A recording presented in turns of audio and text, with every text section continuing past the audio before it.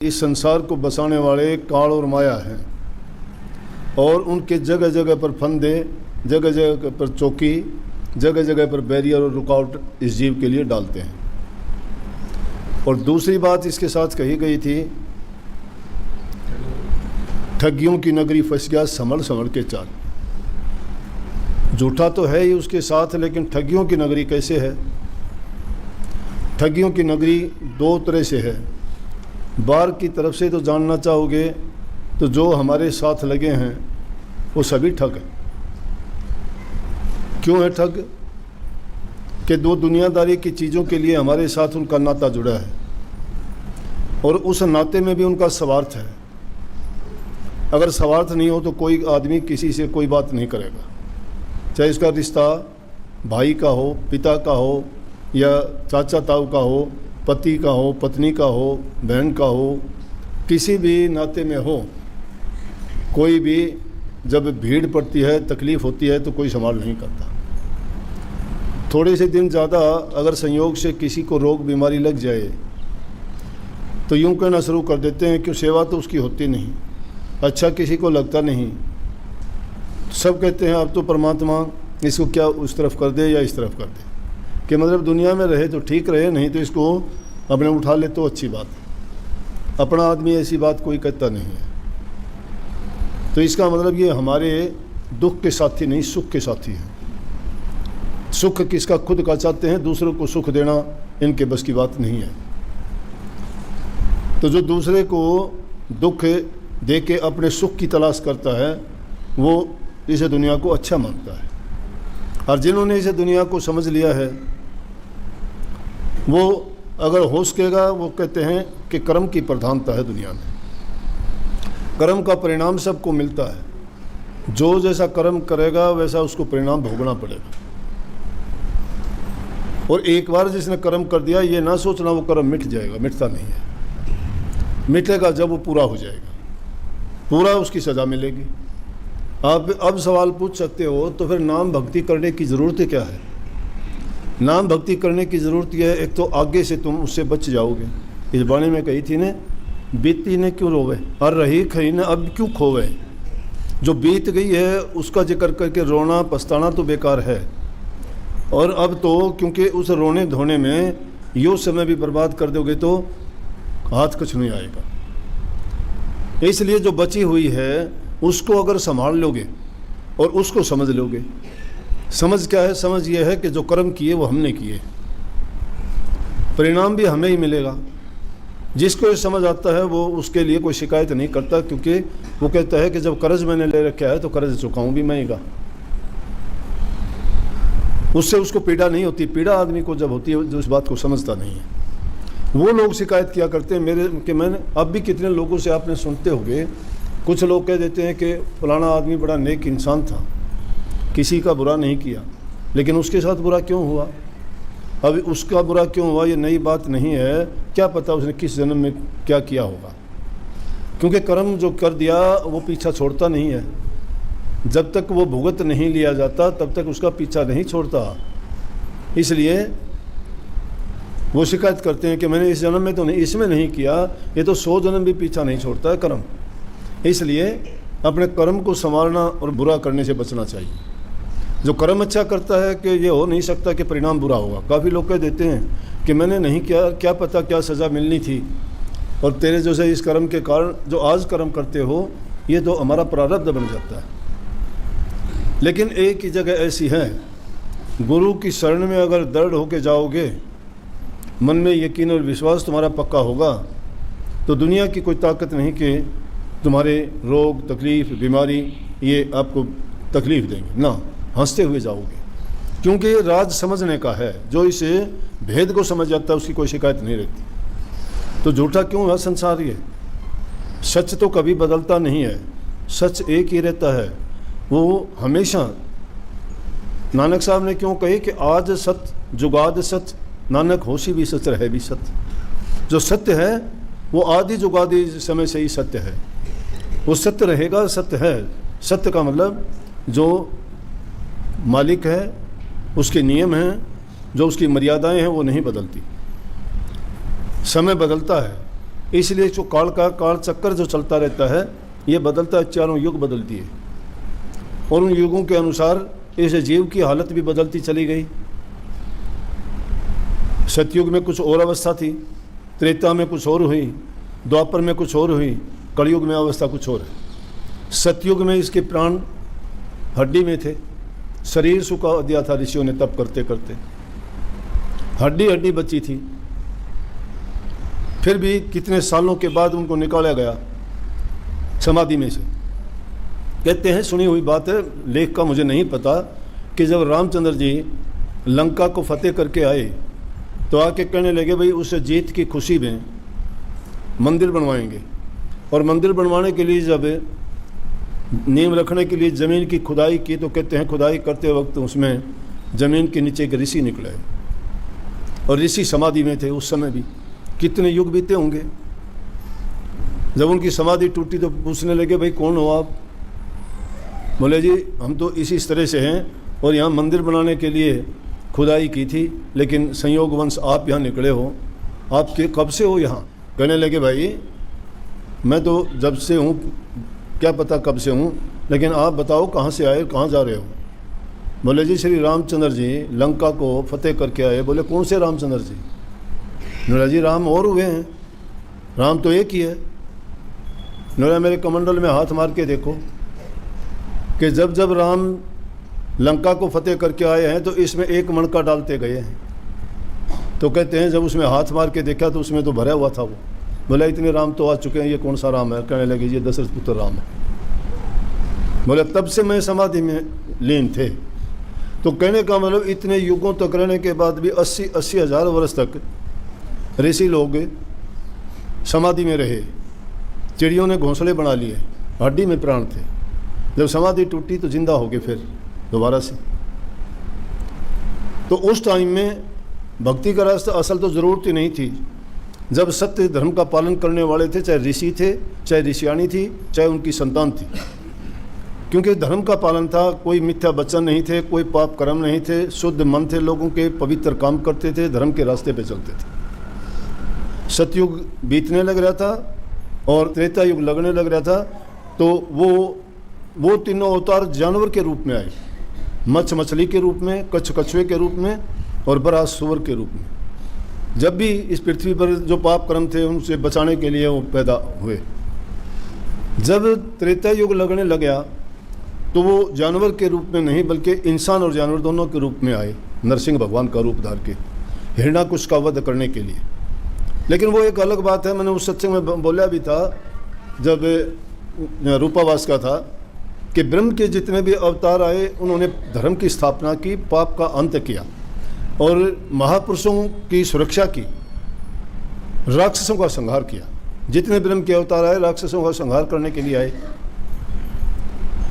हिरण्याकुश का संहार किया किस रूप में आके, कि शरीर आधा इंसान का था, आधा जानवर का था, सिंह का उसका नख और वो थे, बाकी शरीर इंसान का था, नरसिंह भगवान। त्रेता युग जब आया, इंसान के प्राण मांस में रहे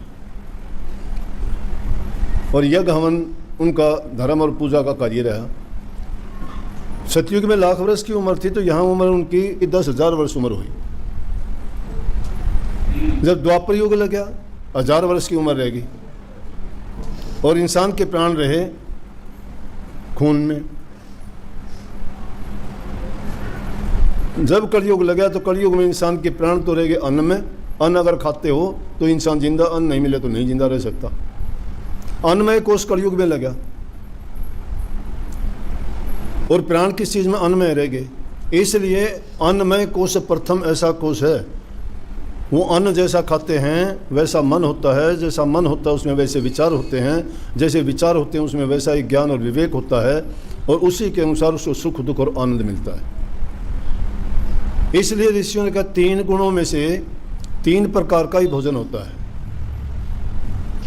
रजोगुणी, तमोगुणी और सतोगुणी। सतोगुणी भोजन ऋषि संत भगत लोग खाते हैं। आजकल के युग में तो वो बात आई गई होगी, कोई जानता पहचानता नहीं, माड़ खाते हैं सब।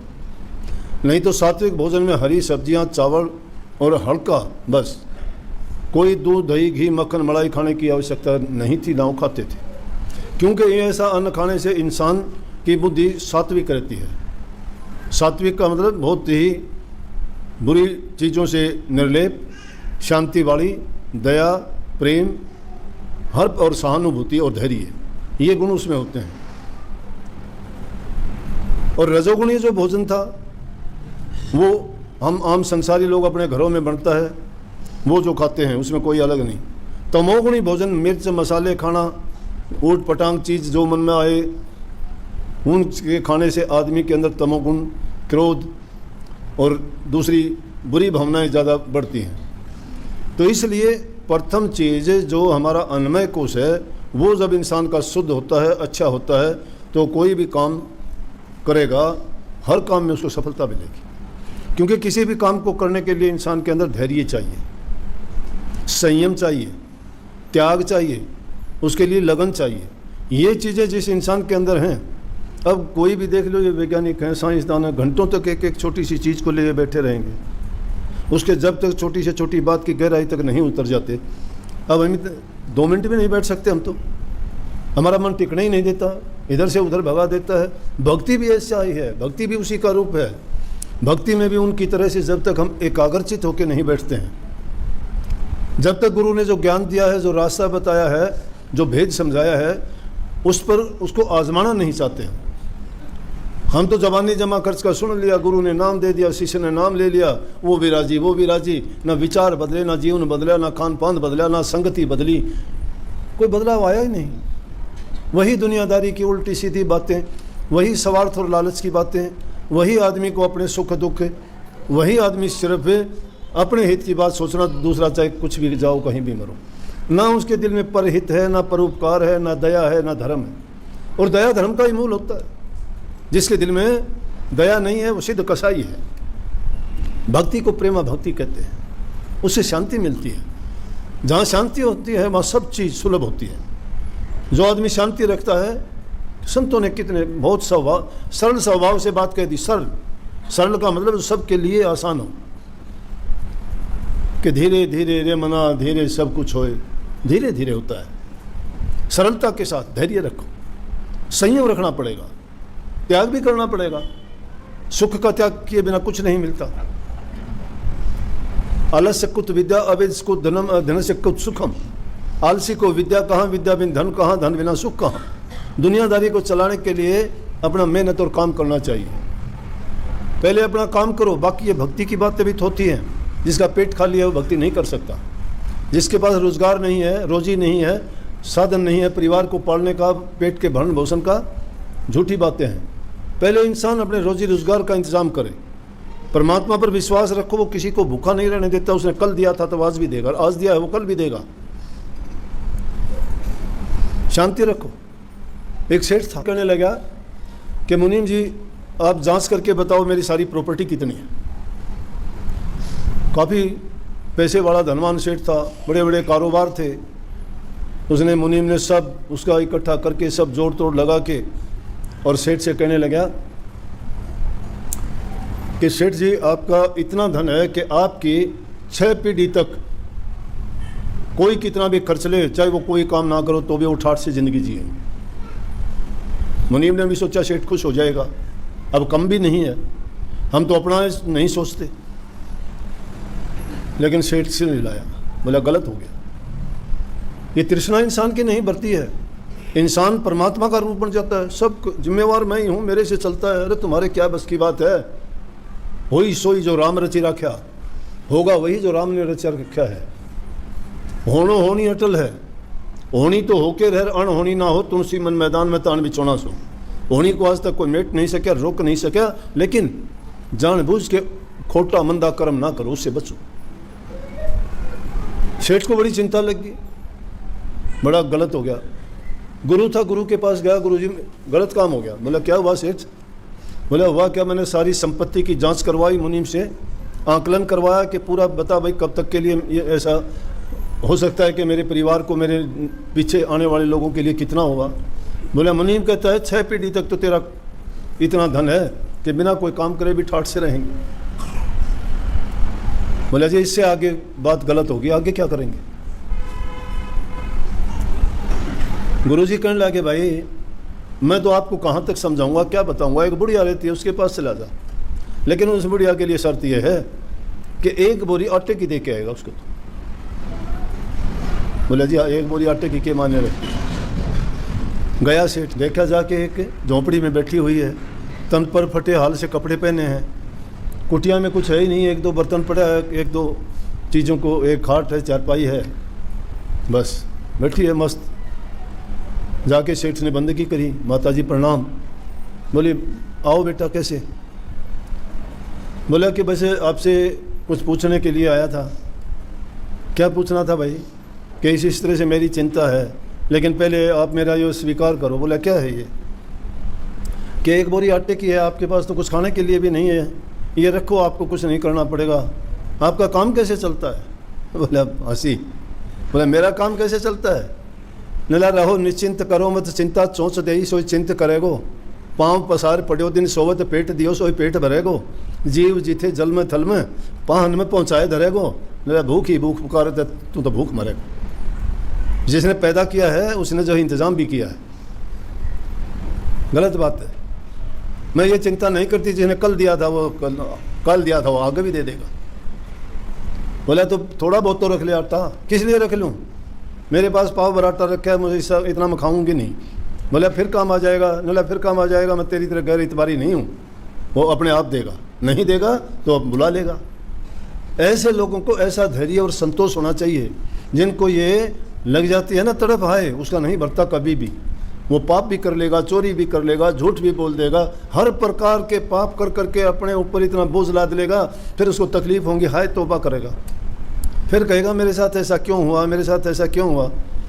अरे तुम्हें काम करने की आज़ादी दी गई है, शरीर से हष्ट पुष्ट हो, कमाई करो, अपने परिवार का पेट पालो, वो तुम्हारा धर्म है। सबसे पहला धर्म है कि अपने परिवार का तुम्हारी जिम्मेवारी है, उनका लालन पालन करना, कमाई करना, उसके बाद उनको हर प्रकार का सुख पहुंचाना, लेकिन उनको अच्छी शिक्षा भी देना तुम्हारा फ़र्ज़ है, उनको बुराइयों से बचाना भी तुम्हारा फ़र्ज़ है, उनको अच्छे संस्कार दे के अच्छे इंसान, नेक इंसान बनाना तुम्हारा फ़र्ज़ है। जो लूट कसूट, ठगी का, चोरी का, भ्रष्टाचार का अन्न जल खा के पैदा होते हैं, वो ठग डाकू चोर लुटेरे और चोर बनते हैं। वो कैसे शुद्ध विचारों वाले हो जाएंगे? जिनकी संगति अच्छी नहीं है, जो दुष्टों का संग करते हैं, बुरे लोगों में बैठते हैं, वो कभी अच्छे नहीं हो सकते।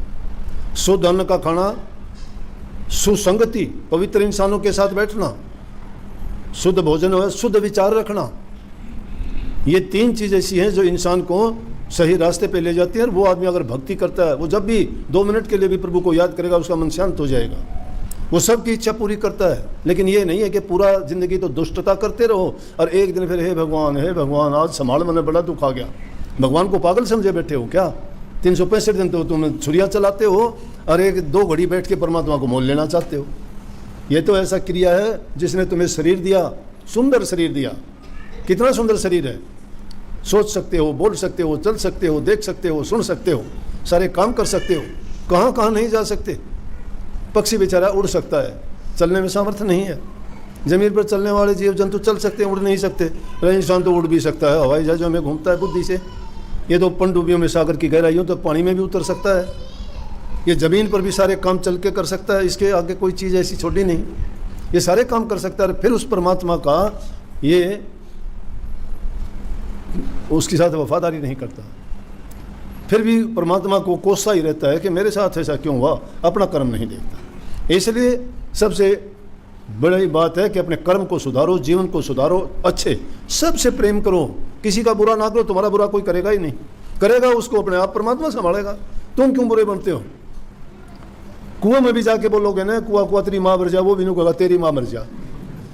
करोगे तो वैसा भरोगे भाई, उल्टा आओगे जैसा करोगे। किसी की इज्जत करोगे थारी इज्जत होगी, किसी को तुम प्यार करोगे तुम्हें भी प्यार मिल जाएगा, किसी की सेवा करोगे थारी सेवा भी हो जाएगी। ना करोगे, कुदरत का नियम है, परमात्मा ने ये नियम लिख रखे हैं। इंसान उस भाषा को ना पढ़ना जानता, ना सुनना जानता, ना देखना जानता।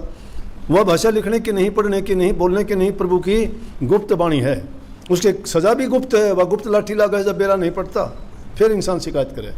इसलिए उसको हमेशा याद रखो, सुबह उठते ही सबसे पहले कुछ नहीं कर सकते तो मालिक के सामने हाथ जोड़ के अरदास किया करो कि हम काल देश में हैं, हमारी इतनी बुद्धि नहीं है, हमारे से गलतियां होती रहती हैं, हम कदम कदम पर चूक करते हैं, आप बख्शनहार हो, हम भूलनहार हैं, हमें बख्शो, हमारी गलतियों को बख्शो, शांति दो, हमें रास्ते से ना भटकने दो प्रभु, आप संभालेगा। सबको आशीर्वाद, राधा।